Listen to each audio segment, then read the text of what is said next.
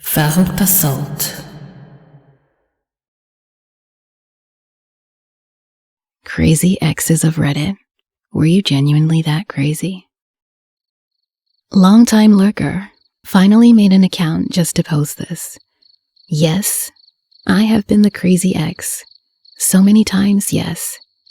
Most of the times, it boiled down to what so many others have described. When you're young, bargaining will normally result in compromise. So you try to do whatever you can to possibly stop the breakup from happening. It never works, but it's a natural impulse to try to stop something hurtful from happening. One time, though, I went legitimately crazy. Not just the regular kind of breakup crazy. I've been prone to depression and anxiety since around age 12, and this breakup took place in my late teens, before I started receiving medical treatment for my mental issues. It was a rough year already.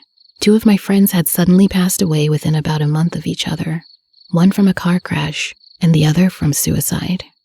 I was keeping things more or less together, though, and was feeling good dating this guy. I really liked him, and ended up losing my virginity to him.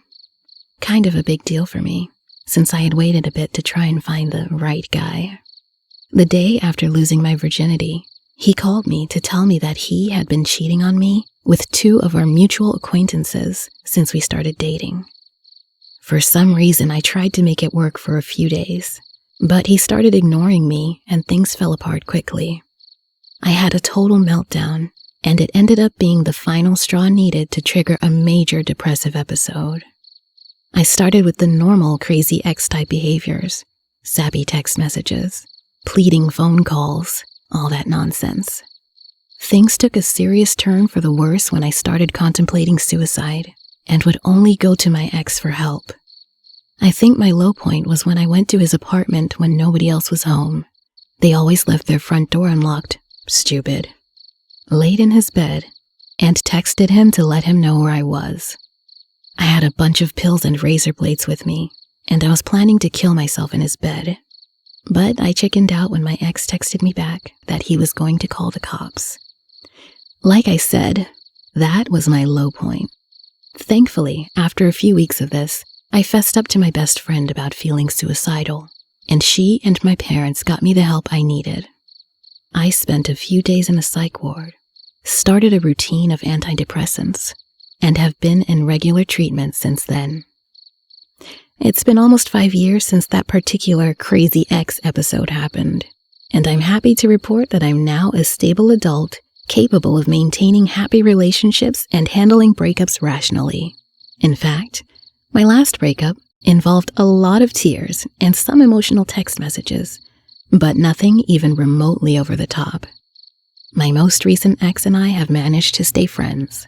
The funniest part of all of this is that my ex from years ago, who I totally went batshit crazy on, and who had every right to cut me out of his life completely, and even had the right to file a restraining order, though he chose not to, still gets in touch with me occasionally to try and hook up with me.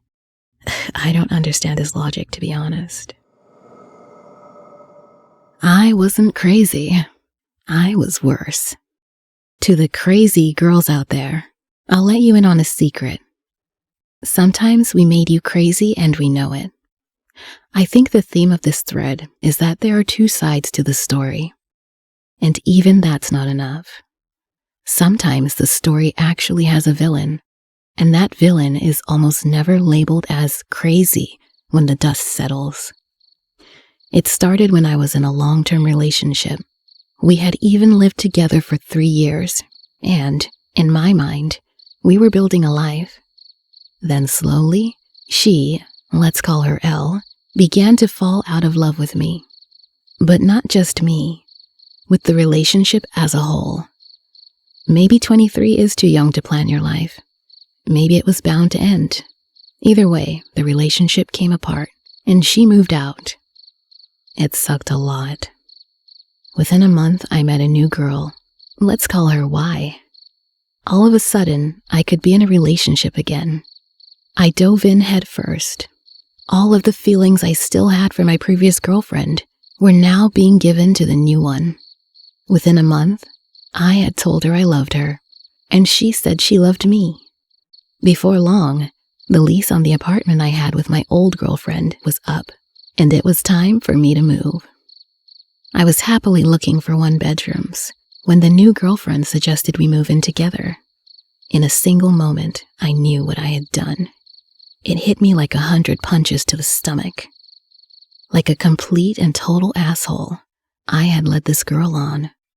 I had used her in the worst possible way. When a friend asked me how things were going with Y, I said, she asked me to move in with her, to which my friend said, she's crazy, dude. You've got to dump her. I didn't correct him. It's not easy to tell a story where you're a total asshole. The honorable thing to do here would have been to break up with her ASAP. But remember, I'm the villain in this story. I thought that I could slow things down.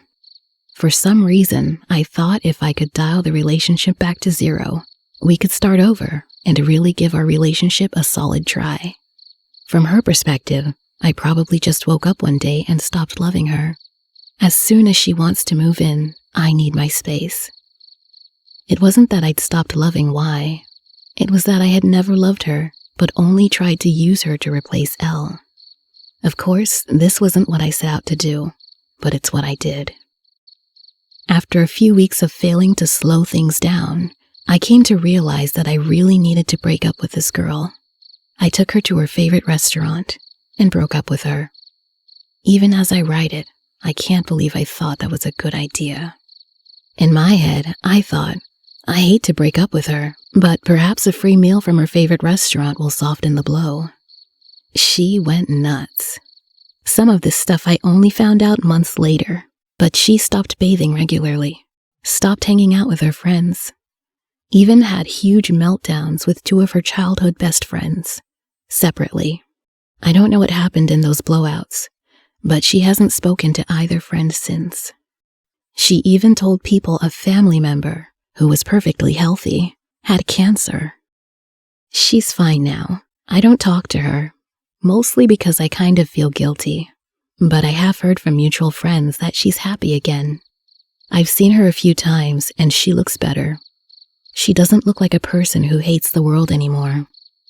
I've never told this story that way before. It's probably not the only time I've been the villain, but it's the only time I know I was the villain for sure. TLDR, led a girl on for months, when the only thing I really brought to the relationship was my leftover feelings from a previous girlfriend. I suppose a little. I didn't do anything particularly crazy to them. I was just crazy in general. Cried a lot, freaked out about each show of commitment they gave, and so on. I also kept a condom wrapper as a memento. I suppose that's a little bit creepy. I dated a douche nozzle for about 2 months, and he turned me into the crazy girlfriend/ex. It started off hot and heavy. He proclaimed that he loved me after just 2 weeks of dating.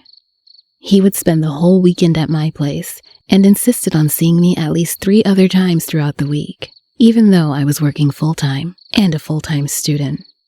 Then it just stopped. He would be sick for the weekend. I would show up at his apartment with some chicken noodle soup, and his roommates would say he was feeling too bad to get up, and that I shouldn't come in so I wouldn't get sick either. He was actually out at parties. He would make sure that we would walk past his ex-girlfriend's apartment so that she might see us together. He wouldn't pay for anything, and I ended up spending a good chunk of my paycheck on groceries for him, since he never had food when I was over. He finally sent me over the crazy cliff when he pulled the whole "I'm not feeling good, you go out without me" card, and was actually at a party with the ex-girlfriend. His roommate spilled the beans when I called looking for him. I drove to his apartment and ended up writing crazy shit all over his car in bright red lipstick. Things like, "This guy is a lying douche," and "I hope you got gonorrhea from that whore," and "asshole" on every window. The worst part is, even after I went crazy and wrote all over his car, he ended up convincing me to stay with him for another 2 weeks. I finally had a moment of clarity when he completely blew off Valentine's Day saying he forgot and dumped his ass. Geez, I was nuts. Can't believe the guy put up with me for that long. Turns out I was incredibly depressed and suffering from severe anxiety issues. I was so insecure, paranoid, and controlling. A few weeks after starting antidepressants, I felt like a new person. Like I could finally deal with life like a rational human being. Life is so much better now. I'll admit it, I was a crazy ex. I was so hurt and upset by how he cheated on me, broke up with me on our anniversary, even though he knew for months he was going to end it, and had still led me to think we would be celebrating our anniversary. I was pissed, and saw my then dreams crashing before me. So I flipped. I begged and cried and pleaded and contacted him constantly to get back together with me. I tried coercion. I tried promising him that I'd do everything sexually that I had refused to do. I was pathetic. It's embarrassing. The worst part was that I went so far as to fake I was pregnant just to scare him, and to, in my twisted mind, punish him. It was immature, childish, ridiculous, and so beyond inappropriate. Little did I know he was still seeing her and is now married to her today. No matter how shitty he was to me, I cannot justify my outrageous actions. Lately, I have learned a lot, and I would never make those mistakes again. I was a crazy ex and didn't even know it. While we were separated, the ex knocked up one of his girlfriends. He wanted no part of that and told her that I had hired a PI to spy on him. This PI was following him and listened to his phone line so he couldn't see her or talk to her on the phone anymore. Yeah, such a winner. No, I didn't hire a PI, and eventually she had a miscarriage, so he didn't have to be responsible for that one. I imagine I was an ex's crazy ex, but here's my side of the story. We did tons of stuff together. He was really sweet and would insist on taking the bus with me back to my home to make sure I made it there all right. We would spend lots of time together, so much so my friends, one who gives me advice later on, complained that they never saw him. I did push him to do things with his friends. I wasn't monopolizing his time. Then suddenly, one day, I couldn't get a hold of him. We were young, so each of us lived with our respective parents. His mom was an old European immigrant whose English was very poor. She didn't like me from the beginning. His dad did, though. So, when she answered and said, "Name not here, call back 8 o'clock, I thought for sure she was lying and had some ulterior motive. I did call back at 8 o'clock, but she yelled at me to call tomorrow, that he was using the bathroom, taking a bath/shower, in bed, whatever. This went on for a while, and I even complained to friends because I had no idea what the heck was going on. Was he not getting the messages from his mom? Was anyone else able to reach him? My friend said, maybe stop calling so much.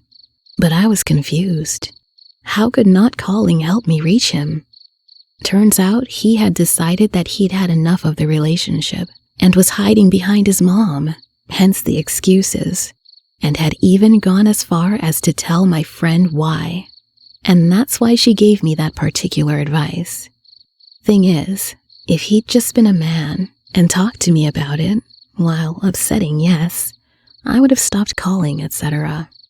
TLDR, probably labeled a crazy ex because my ex, instead of communicating to me his problems or desire to end the relationship, hid behind his mom and told my friends, which in turn made me worried about what happened to him.